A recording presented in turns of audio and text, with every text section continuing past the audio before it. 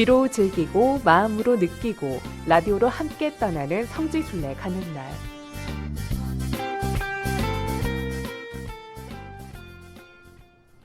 이 시간은 라디오를 통해서 비대면으로 성지순례의 즐거움을 누리고 또 감동도 느껴보는 시간인데요. 오늘은 국내 성지로 함께 떠나봅니다. 네, 자매님 어서 오세요. 네, 안녕하세요. 평화를 빕니다. 비아동 본당 조명순 글라라입니다. 네, 반갑습니다, 자매님. 반갑습니다. 네, 오늘 눈이 많이 내렸는데요. 네, 오실 때 힘들진 않으셨어요? 네, 많이 힘들었죠.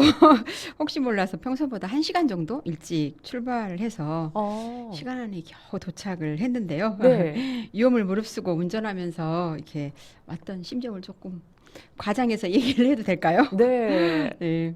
생방송 펑크 안 내려고 목숨 걸고 순교하는 마음으로 왔습니다. 라고 하면 순교자님들 뭐라고 하시겠죠? 아니요.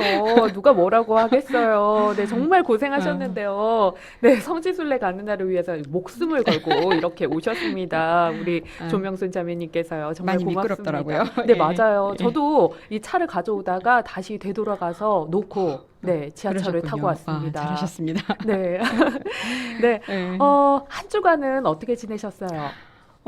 제가 지난 9월 광주 가톨릭 평생교육원에서 테마로 떠나는 성지순례라는 프로그램이 개설되어서 제가 그 프로그램을 맡게 되었었잖아요. 네. 2022년 2학기에는 그 믿음이라는 테마로 순교 성가장을 찾아서 떠나는 그 나의 믿음 찾기 프로그램이었는데요. 사실 처음 하는 프로그램이어서 저 정말 두려운 마음으로 시작했었거든요. 네. 그런데 지난 수요일이죠. 엊그저께 21일에 무사히 마지막 수업을 마쳤습니다. 네. 한 학기를 무사히 마칠 수 있었음이 무엇보다 감사하고요. 저 개인적으로 정말 보람이 있었던 프로그램이었습니다. 네. 이 프로그램을 준비하면서 저 나름대로 배우는 것도 정말 많았고요. 또 참여해 주셨던 수강생분들이 너무나 잘 따라주셔서 또 다음 프로그램을 계획하는 데 큰 용기를 주셨던 것 같습니다. 네, 우리 자매님이 또 워낙 강의를 잘해 주셨기 때문에 아니요. 우리 수강생들에게 큰 호응을 얻었던 것 같습니다. 네, 이 다음 프로그램은 어떤 내용으로 준비를 하고 계시는지 살짝 여쭤봐도 될까요? 아마 내년에도 이 프로그램이 이어지긴 할 것으로 기대를 하고 있는데요. 만약에 이어진다면 내년 1학기에 준비하고 있는 테마는 소망입니다. 박해와 순교 이야기를 중심으로 하는 순례 프로그램을 준비하고 있는데요. 박해 시대에 그 하나밖에 없는 목숨을 기쁘게 내놓았던 순교자들과 그들이 목숨을 내놓을 만큼 간절했던 소망을 찾아 떠나기 위해서 열심히 준비해 보려고 하고 있습니다. 네, 올해 믿음을 테마로 한 순례로 시작해서 오늘 2023년에는 소망으로 이어지는군요. 네, 그렇습니다. 네, 멋지네요. 네, 그럼 오늘도 함께 라디오 순례를 시작해 볼까요? 네. 지난 시간 여기 성지 이슈로 원주교구의 새 순례길 임해길 개통 소식을 알려드리면서 그 길의 마지막 구간인 성사길에서 출발지인 용소막 성당으로 떠나보았고요. 오늘은 지난 시간에 이어서 임해길 마지막 구간에서 만나게 되는 묘제성지와 학상공소 그리고 도착점인 배론성지까지 떠나보도록 하겠습니다. 네, 먼저 묘제 성지로 발걸음을 함께 해볼 텐데요. 이 묘제는 어떤 의미를 담고 있는 말인가요? 네, 충청북도 제천시 봉양읍 제원로에 있는 묘제는 성 남종삼 요한과 순교자 남상교 아우구스티노 부자가 살던 유택지입니다. 묘제라는 마을 이름은요, 산매에서 묘자가 묘가 된 것 같고요. 네. 고개 제자를 써서 묘제는 산을 넘는 고개라는 뜻입니다. 네, 이 산을 넘는 고개에서 만나볼 수 있는 남종산 요한과 이 남상교 아우구스티노는 어떤 분들인가요? 네. 남종상 성인은 103위 한국 성인 중에서 가장 높은 벼슬의 오른분으로 알려져 있고요. 남종상 성인은 그 병인박해의 시작점에 서 있던 순교자였습니다. 남종삼 성인은 원래 남상교 순교자의 동생인 그 남탄교의 아들이었지만 아들이 없던 남상교의 양아들이 되었고 부친의 영향으로 신앙생활을 하게 되었다고 합니다. 네. 아버지 남상교 아우구스티노는 그 현풍 현감 또 충주 목사 등을 지내셨는데 그 신앙생활을 전념하기 위해서 관직을 내놓고 묘제로 내려와서 은거 생활을 했는데요. 1850년경 이곳 묘제로 이주해 온 후로 1866년 순교하실 때까지 신앙생활에만 전념하며 사셨는데 아들 남종상은 그 자주 이곳으로 아버님을 찾아뵙고 가르침을 받았다고 합니다. 네, 그렇군요. 남종삼 성인은 1843년에 문과에 급제하고 관직에 올랐는데요. 관직 생활을 하면서도 그 의덕과 겸손을 갖춘 청결한 생활로 모든 사람들에게 존경을 받았지만 또 동료들에게는 시기의 대상이 되기도 했다고 합니다. 네. 네. 1863년 말경에는 그 흥선대원군이 이렇게 정권을 잡으면서 남종삼은 좌승지로 발탁이 되었는데요. 당시에 러시아가 수시로 우리나라에 침범을 해와서 통상을 요구해오자 조정에서는 이 문제가 이제 큰 골칫거리가 되었었는데요. 네. 이때 남종삼은 그 홍봉주, 이의율 등과 논의해서 그 오랑캐를 물리치자는 뜻의 EEJ 방화책을 대원군에게 건의했던 것입니다. 네. 제가 방송 전에 공부를 좀 했는데요. 예전에 러시아를 아라사라고 불렀다고 합니다. 네네. 네, 그러니까 방화책은 아라사를 방어하는 책략 정도로 해석이 네. 가능한데요. 이 EEJ 방화책, 이 적을 이용해 적을 물리치는 러시아 방어 책략, 이 정도로 해석해도 될까요? 네, 맞습니다. 말하자면 조선에 들어와 있는 프랑스 주교를 통해서 그 한불 수교를 맺고 또 이 서양의 세력을 이용해서 러시아를 물리칠 것을 건의했던 것인데요. 네. 이렇게만 되면 또 종교의 자유도 얻어낼 수 있다는 희망이 깔려 있었던 거겠죠. 네. 예, 다행인지 불행인지 흥선대원군은 그의 건의를 흔쾌히 받아들여서 대원군과 베르네 주교와의 면담이 이루어지는 듯 했지만 대원군은 당시에 그 서양의 세력과 손을 잡으면 안 된다는 이 척신들의 압력에 시달렸고 또 지방에 가 있던 베르네 주교님과는 또 연락이 지연되고 있는 데다가 또 중국에서도 이제 천주교를 박해하고 있다는 소문이 들리면서 대원군의 마음이 바뀌게 됩니다. 네. 그래서 이 면담은 성사가 되지 못했을 뿐만 아니라 이미 러시안 군들도 이제 물러간 상황이 되자 대원군의 태도가 돌변해가지고 천주교의 탄압을 시작을 했고 이로 인해서 조선 최대의 박해인 그 병인 박해가 시작되게 되었습니다. 너무 안타깝네요. 나라도 지키고 이 종교의 자유도 얻고자 한 그 노력이 물거품 된 거네요. 맞아요. 그 남종삼은 이 일이 이제 그르쳐진 것을 깨닫고는 이렇게 묘제로 내려가서 부친에게 이런 사실을 알렸는데요. 그의 말을 들은 아버지 남상교는 너는 분명히 충성된 신하로서 도리를 다 하였고 또 교회를 위해서도 할 일을 했다. 그러나 그로 말미암아 너의 목숨은 이미 결정지어졌다. 뒷날 사형 선고문에 수령을 놓으라 할 때 너는 교회에 욕되지 않게 각별히 조심하여라 라는 그런 훈계를 내리셨다고 합니다. 그렇군요. 네. 그 후 남종삼은 어떻게 됐나요? 네, 이 부친이 가르쳐준 이 준엄한 가르침을 받은 남종삼은 순교를 각오하고 그 베론 신학당을 찾아가서 사제에게 마지막 성사를 받은 후에 1866년 2월 고향인 제천에서 서울로 향하고 있었는데요. 이미 체포령이 떨어져 있던 그였기 때문에 한양까지 가지도 못하고 경기도 고향 땅 잠버들이란 마을에서 체포되어서 의금부로 끌려가게 되었고 국청에서 6차례나 국문을 받으면서 갖은 고초를 당한 후에 3월 7일 50세의 나이로 서서문 밖 형장에서 참수형으로 순교했답니다. 네.